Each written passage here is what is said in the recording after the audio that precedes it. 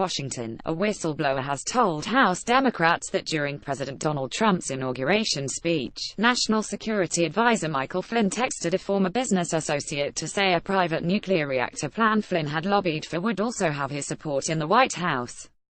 As the whistleblower chatted with Flynn's associate at an Inauguration Day celebration on Jan. 20, Flynn sent text messages saying the associate's nuclear proposal was good to go, the whistleblower said.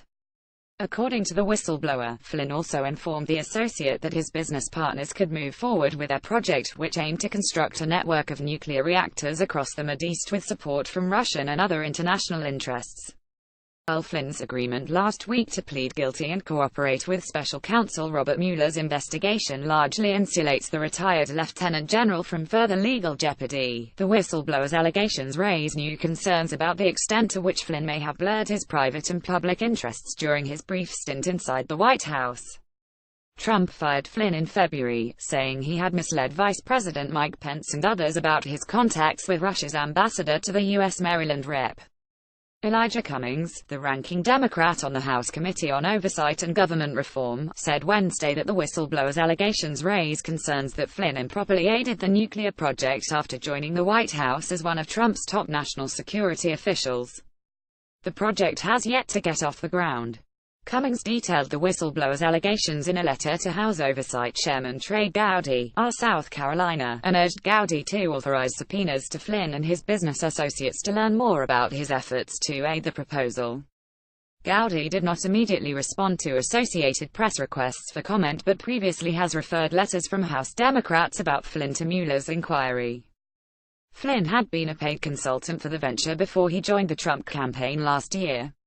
The plan, backed by a group of investors, nuclear power adherents and former U.S. military officers, was to construct dozens of nuclear reactors across the Mideast working with Russian and other international private interests. House Democrats noted that a federal ethics law requires White House officials to refrain for a year from dealing with any outside interests they had previously worked with on private business matters. Our committee has credible allegations that President Trump's national security advisor sought to manipulate the course of international nuclear policy for the financial gain of his former business partners, Cummings said. The whistleblower told House Democrats that while Trump spoke in January, Flynn texted from his seat on the Capitol steps to Alex Copson, the managing director of ACU Strategic Partners and the nuclear project's main promoter. The whistleblower, whose identity was not revealed in Cummings' letter, said during a conversation, Copson described his messages with Flynn and briefly flashed one of the texts, which appeared to have been sent 10 minutes after Trump began speaking. Mike has been putting everything in place for us, Copson said, according to the whistleblower.